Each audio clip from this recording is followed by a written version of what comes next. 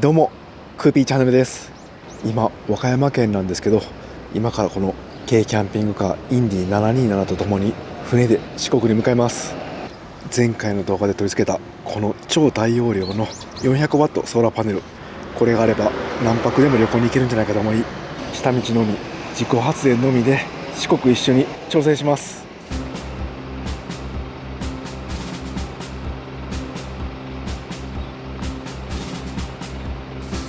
今回ガスは使えません。電気のみで車内調理も行います。果たしてオフグリッド四国一周達成できるんでしょうか。この新しく設置した DC ファン、こちらも初めて試します。こちらの設置方法かなり試行錯誤しました。自信作です。また後で詳しく説明します。それではフェリーの受付行ってきます。軽キャンピングカーは長さ4メーター未満なんで、大人1人込みで16,000円でした。これで四国徳島港までは楽に到着することができます。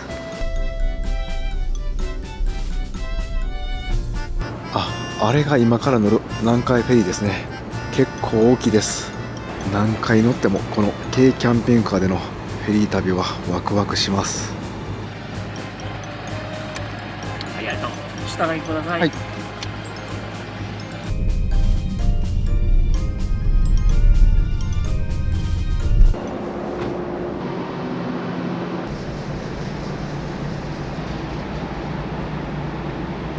いやー、めちゃくちゃ気持ちいいですね。ちょっと景色堪能したら中で休憩します。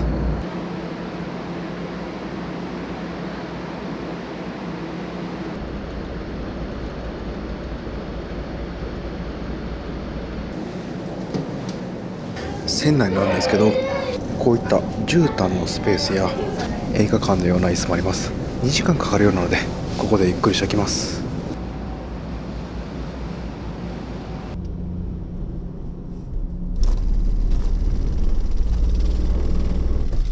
徳島県到着しました。快晴で気持ちいい天気です。四国を時計回りに回っていきます。徳島県から高知県へ向かうんですけど、この四国の南部はかなり手つかずの大自然が残ったままです。自分自身も初めて行きます。まずはこの室戸岬を目指します。今ちょうどお昼で太陽が真上にあります。このソーラーパネルの今の発電量なんですけど、なんと325ワット、すごいですね。先日鉛バッテリーからリチウムバッテリーにサブバッテリーを交換しました。現在の残量が 93%、185アンペアアワーあります。ほぼ満タンですね。サブバッテリーが満タンな状態だと、このソーラーパネルとかもったいないんで、ポータブルバッテリー持ってきました。こちら 2000Wh です。サブバッテリーが満タンの時はこっち側に充電していきます。ポータブルバッテリーは何でもよかったんですけど、今回この E のポータブルバッテリー持ってきました。理由なんですけど、この 400W の大容量のソーラーパネルにこれは対応してました。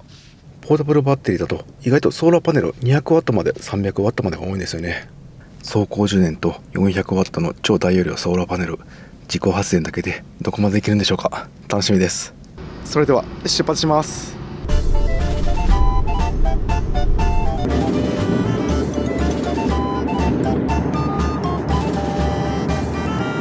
はい、とうとうスタートしました。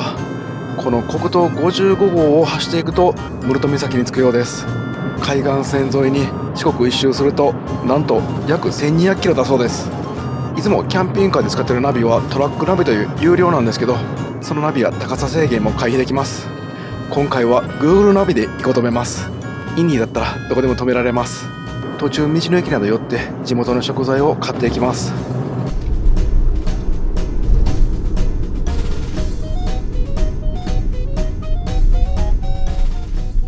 ちょうど道路沿いに道の駅あったんで、ここで食材見てきます。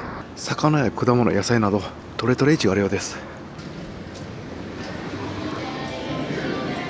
はい、いろいろ買ってきました。冷蔵庫で冷やしておきます。で、徳島といえば徳島ラーメンなんですけど、インスタントラーメン売ってました。もうちょっとお腹空いたんでパパッとインスタントラーメンだけ食べます。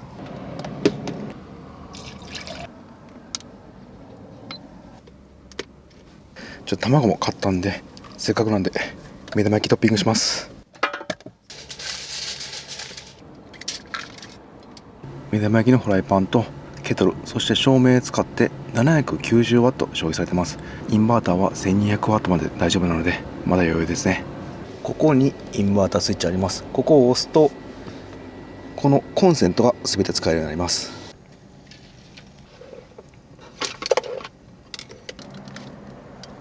徳島ラーメンは生卵を入れるようなので今回は半熟気味にしました。すごい美味しそうですね。それではいただきます。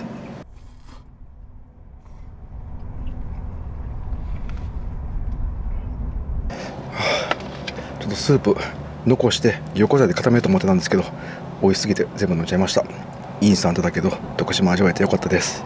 車内はかなり暑いんですけど早速この DC ファン役立ってくれました。結構強力です。それでは出発します。次は室田岬まで行ってみます。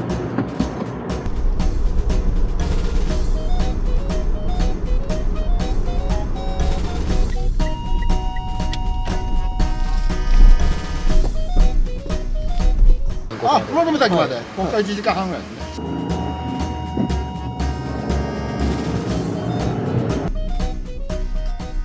今海岸線をずっと走ってきたんですけどすごい景色きれいなところだったんでちょっと寄ってみました。茂木道路完成記念碑、道路沿いに海水浴場があります。めちゃくちゃ綺麗ですね。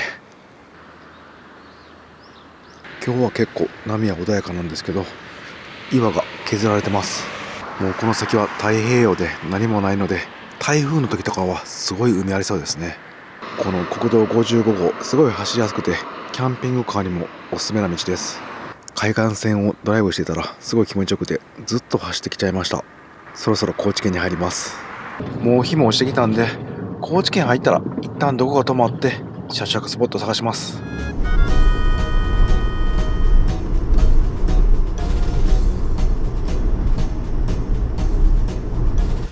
高知県入りました。道の駅東洋町です。もう道の駅のショップは閉まってます。ここの道の駅ロケーションすごいです。目の前が砂浜です。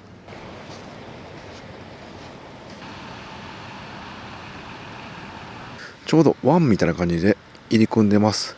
なので波も穏やかですね。このロケーションは関西じゃ考えられないですね。しかもここキャンプ場もありますね。トイレも綺麗でした。まもなく日が暮れます。でこの先室戸岬なんですけど行っても真っ暗だったらちょっと寂しいので今日はここで車中泊して明日の朝早く出発します。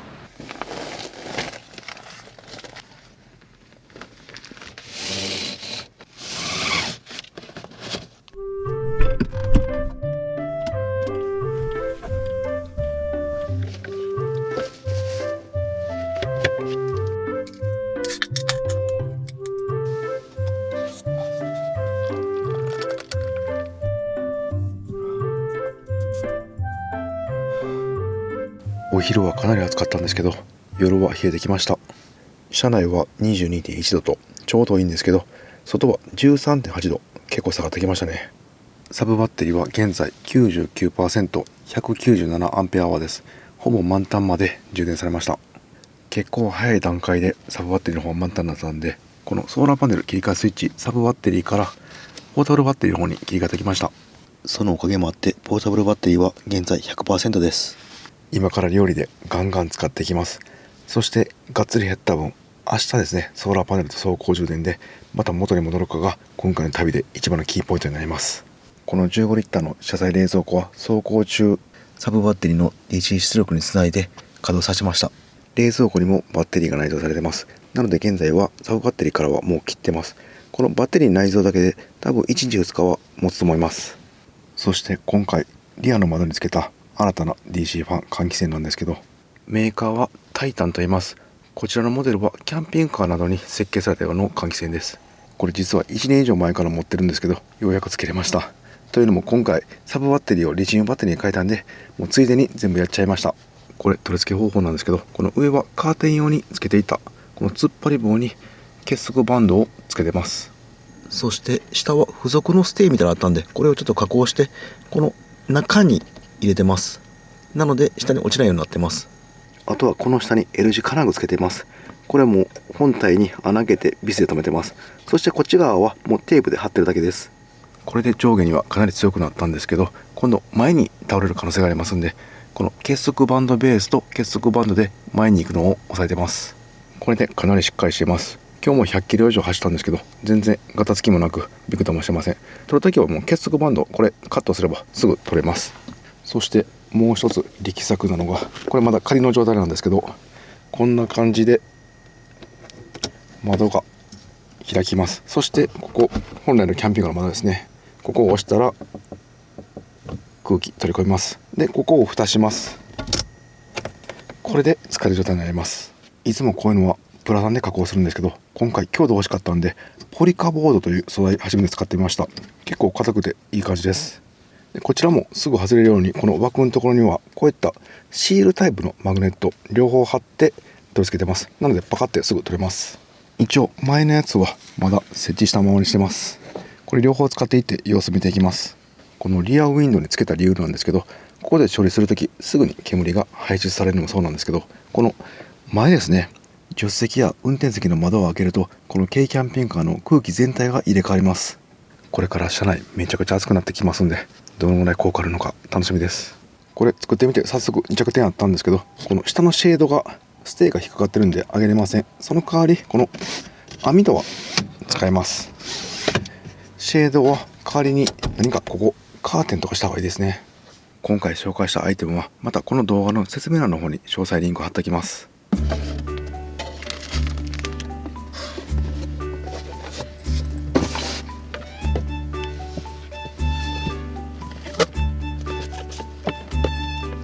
お腹空いたんで晩ご飯作ります。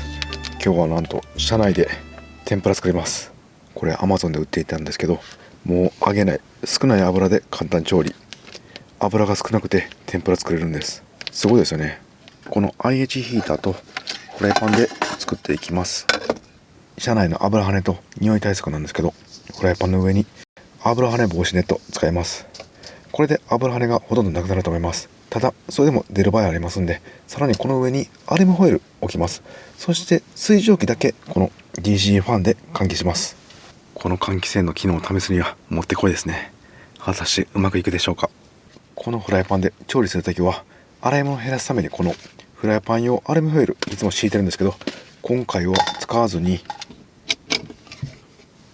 この強力なアルコールスプレードーバーパスタリーゼ、こちらでフライパン洗ってみてきれいになるのか検証してみます。まずは具材をカットしていきます。天ぷらに合うこのキノコ類プラス今日道の駅で購入した徳島県産のイカ、こちらも天ぷらにしていきます。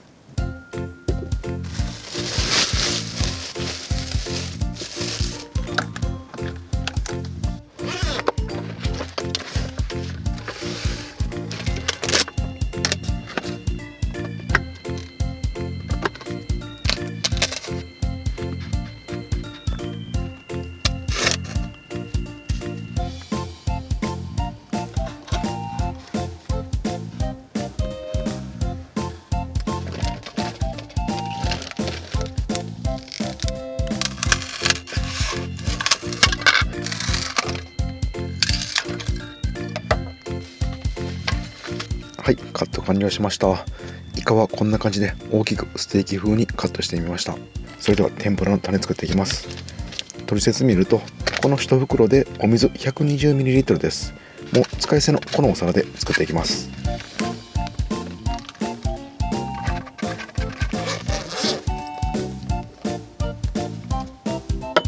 さあそれでは軽く油敷いて焼いていきます。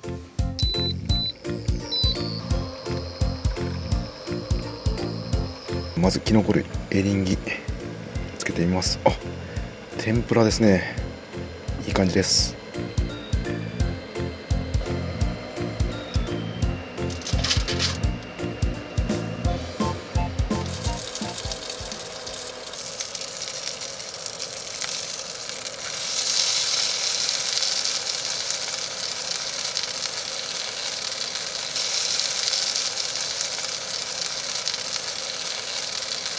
どうでしょうか。あ、なんか衣なってますね。美味しそうです。それではめんつゆを少し水で薄めていただきます。いただきます。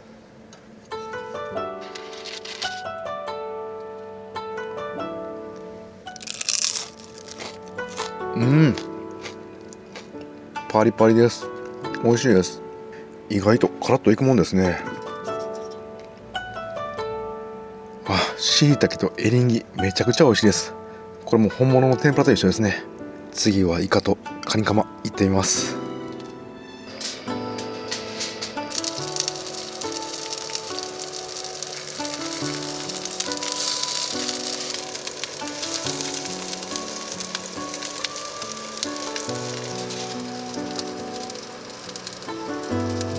カニカマとイカも揚がりました。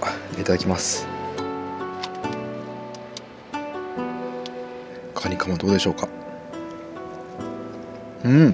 カニカマ外はサクサク中はジューシーでめちゃくちゃ美味しいです。イカ大きく切って正解です。ステーキのような肉厚で歯ごたえ十分です。衣があんまついてなかったんで次はもうちょっとたっぷりつけたいと思います。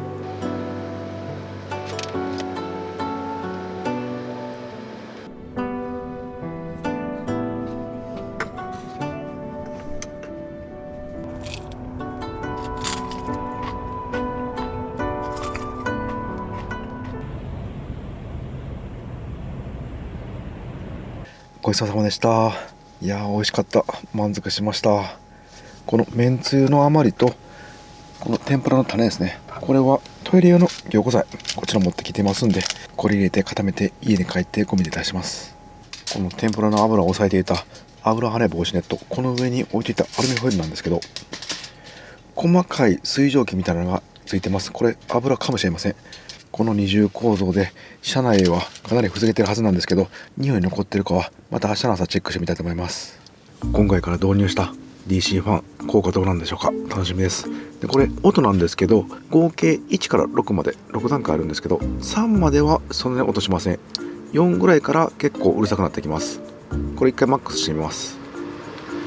マックスはかなりうるさいですね。その代わり風はめちゃくちゃ吸い込まれます。それではこのアルコールスプレーでフライパンなど洗っていきます。ちょっとこびりついてしまって軽くティッシュで取ったんですけど取れませんでした。このぐらいの汚れも取れて匂いなくなってくれたらめちゃくちゃ使えるんですけどね。やっていきます。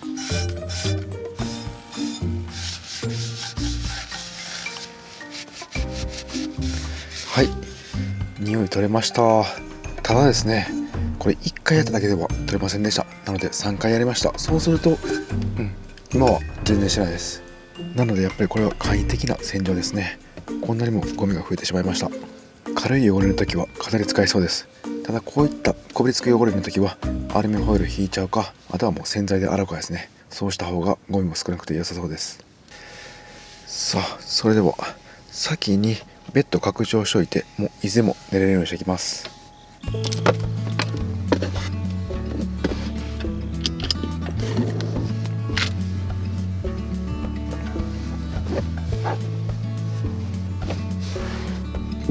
はい、これで上半身側だけ広くなりました。夜はまだ寒くなると思いますので冬用のシュラフ持ってきてきました。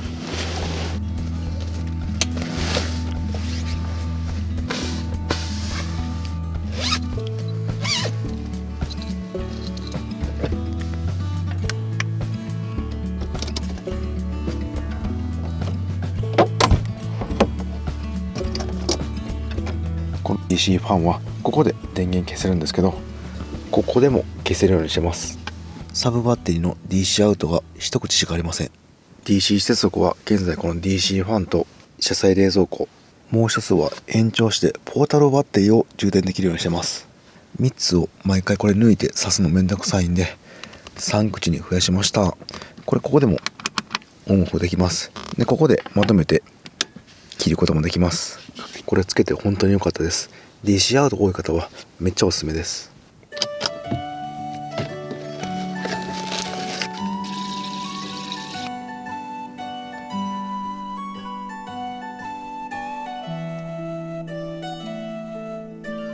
1日目終わってサブバッテリーの残量なんですけど 84% です。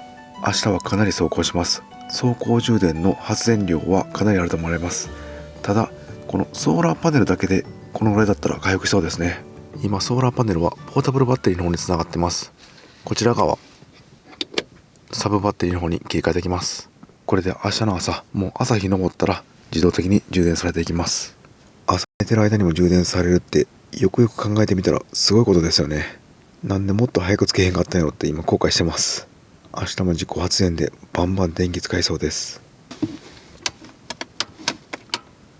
明日の朝、高知県の海、どんな景色になるか楽しみです。それではおやすみなさい。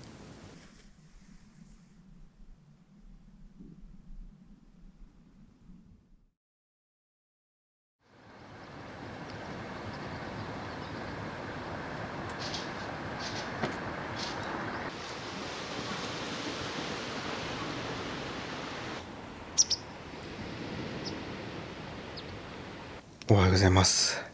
ぐっすり眠れました。現在の車内の温度が 12.1 度、外が 14.5 度です。今日も昼は暑く、夜は冷えて寒暖差激しそうです。早速点滅してるんで充電されてますね。まだ太陽が出たばかりなので 54W と少ないですが、しっかり発電されてます。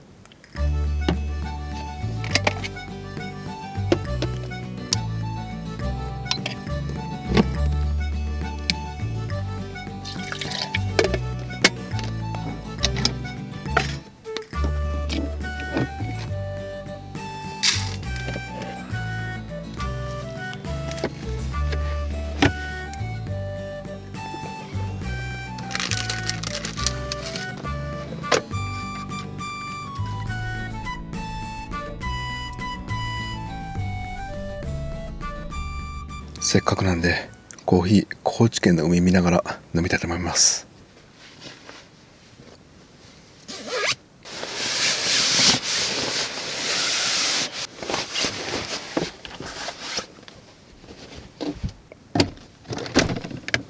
この起きてすぐ目の前が海っていうのは車中泊の醍醐味ですね。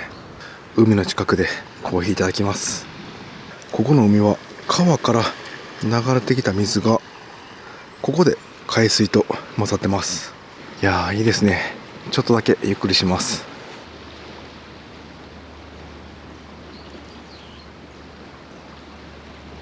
さあ、この先もう少ししたら室戸岬があります。その先も未知の領域です。どんな景色が待っているのか、どんな冒険になるのか、こういったことができるのも軽キャンピングカーのおかげですね。それでは再出発します。朝ごはん用のご飯だけ炊いておきます。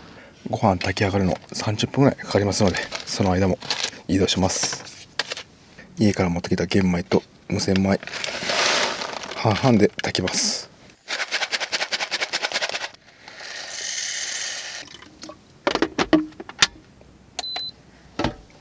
そういえば朝散歩から帰ってきて車内入った瞬間、何も匂いしませんでした。この DC ファンかなり効果あったようです。やっぱり食材から近いので匂いはしっかり排出されたと思います。昨日出たゴミはこのリアのボックス、ここに置いときます。また家に着いてから処分します。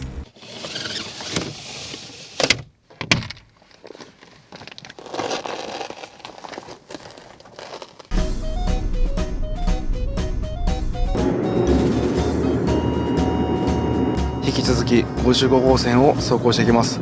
室戸岬まで40分ぐらいで着くようです。しかしこの辺はもうコンビニもお店も何もないです。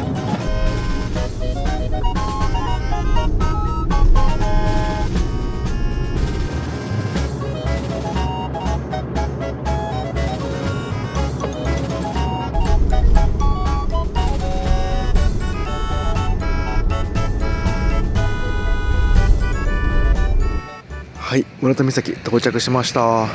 目の前が海のすごいロケーションのいい駐車場ありましたんで、こちら止めさせていただきました。海の反対側はこういった山になってます。遊歩道があってもうちょっと先まで行けみたいなんで歩いてみます。今ちょうどこの辺先端ですね。盛り上がってます、山が。わ、すごい、なんか岩が縦の線入ってます。この縦の線もともとは横になってたそうですが、地層が傾いて縦になったそうです。もうこの先は何もない太平洋が永遠に続いてます。なんか意外と穏やかですね。もっと荒々しい波かと思いました。今日はたまたま運が良かったかもしれません。それでは車に戻って朝ごはんいただきます。ここの駐車場あんまり広くなくて人も多そうなので、もうちょっと先に進んで海岸線のどっか景色いいところでご覧いただきます。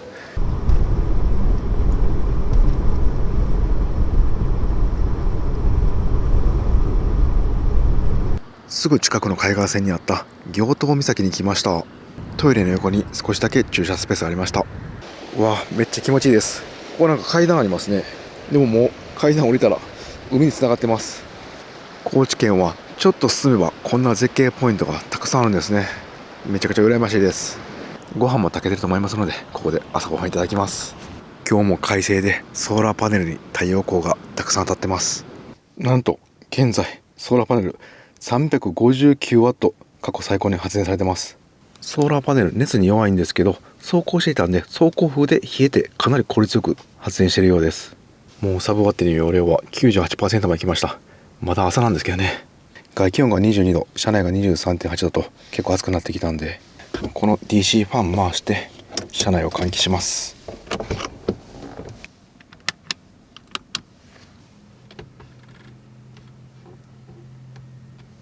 今現在助手席と運転席の窓を2センチぐらい開けてます。なので前から風がガーって入ってこの DC ファンに吸い込まれるんで、車内の温度がぐっと下がると思います。朝ごはんなんですけど、昨日徳島県の道の駅で購入した徳島地鶏阿波踊り、こちらを卵とじにしていただきます。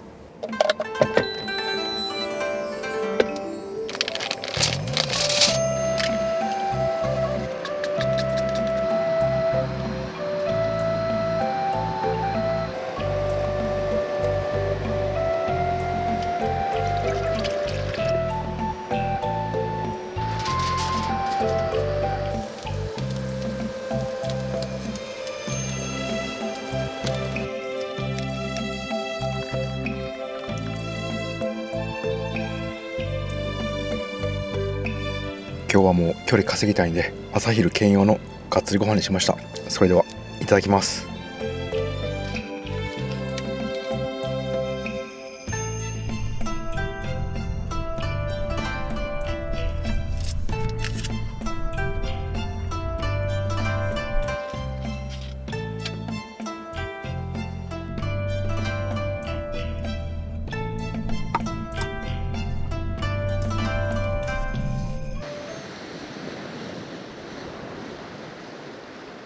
ごちそうさまでした。お腹いっぱいになりました。このお皿類はラップしていました。でフライパンもアルミシートしていたんで、もう捨てるだけで皿洗いしなくて大丈夫です。この炊飯器はアルコールスプレーとキッチンペーパーできれいにしていきます。はい、これで再出発できます。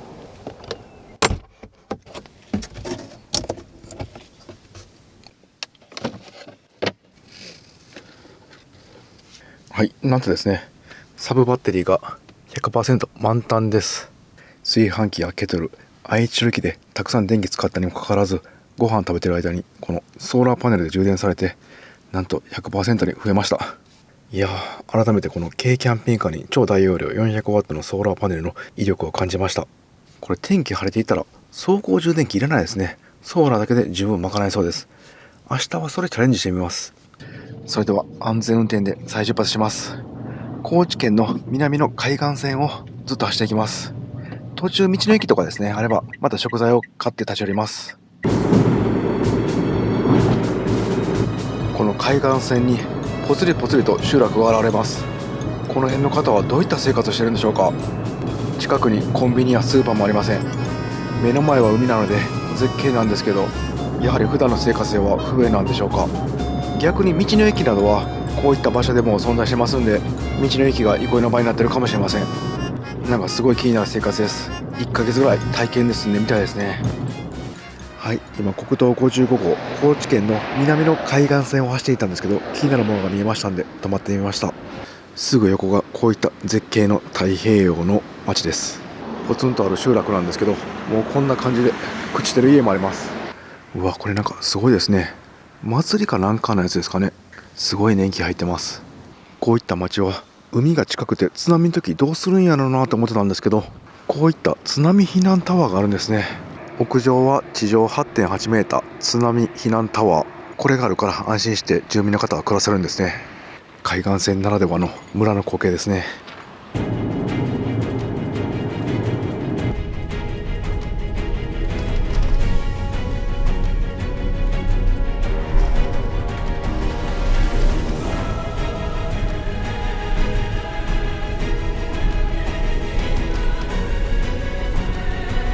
長かった国道55号終わりました。今は坂本龍馬で有名な桂浜付近です。今からですね、国道56号へ向かって四国最南端の足摺岬を目指します。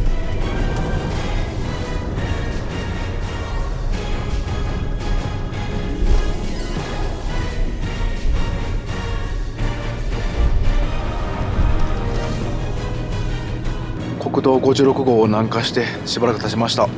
でこの四万十町、この辺にですね、四国名物の沈下橋があるようです。せっかくなんで少し寄っていきます。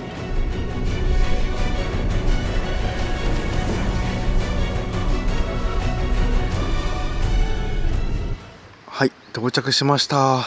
沈下橋です。すごいですねこれ。でも残念ながら車通れないようになってました。徒歩や自転車では渡れるようです。なかなかこれスリルありますね。川の水の透明度はかなり高いです。ちょうど真ん中あたりまで来ました。風が抜けてめちゃくちゃ気持ちいいです。四国にはこういった沈下橋が多くあります。で車通れるとこもたくさんあるみたいです。今回は通れなかったんですけど、この旅でまたどこか通れる道あれば寄ってみたいと思います。徳島港からここまで走行距離296キロです。今から四国最南端の足摺岬を目指しますが、まだまだ距離あります。暗くなりそうです。もう今日はお風呂入ってどこかで車中泊して、で翌朝早く出発して目指したいと思います。昨日もお風呂入ってないんで今日は入りたいですね。今回の自己発電旅2日間終わって感じたことなんですけど、この400ワットソーラーパネルに走行充電だと余裕でした。車中飯電気だけで調理してもすぐ 100% になります。ソーラーパネルからの入力がピークだと350ワット超えの発電でした。これ走行充電なくてもソーラーだけでいけそうですね。予備で持ってきたポータブルバッテリー、今回全く使ってません。明日はですね、この400ワットのソーラーパネルと2000ワットアワーのポータブルバッテリーでどこまで自己発電車中泊旅続けれるかチャレンジします。そして初めて導入したこの DC ファンなんですけど、めちゃくちゃパワーがあったとかそういうわけではなかったんですけど、ここの位置が良かった。やっぱりしっかり料理の換気をしてくれました。なので車中飯は全然車内に匂い残りませんでした。 DC ファンのパワー的にはこの自作した自分の USB4 連ファンですね、これと威力はそんなに変わりません。でもこれはキャンピングカーに作られてるんで、インアウト吸気排気できるんで、これはかなり便利でした。あとは DC 接続ですね。この自作の換気扇の方は PC ファンなんで USB 接続になります。毎回モバイルバッテリー挿すの結構めんどくさかったんですよね。しかも DC 接続は省電力なのもいいですよね。しばらくこの2つを並行して使っていきます。やっぱり1個だけだとそこまでパワーが強いわけじゃないんで、キャンピングカーの中全体の空気を短時間で入れ替えるのは難しかったです。でも2個回して前の運転席開けてるともう風ブーンってきて一気に入れ替わりました。これは夏快適そうです。さあそれでは再出発します。で最後にですね、あそこでジャンプします。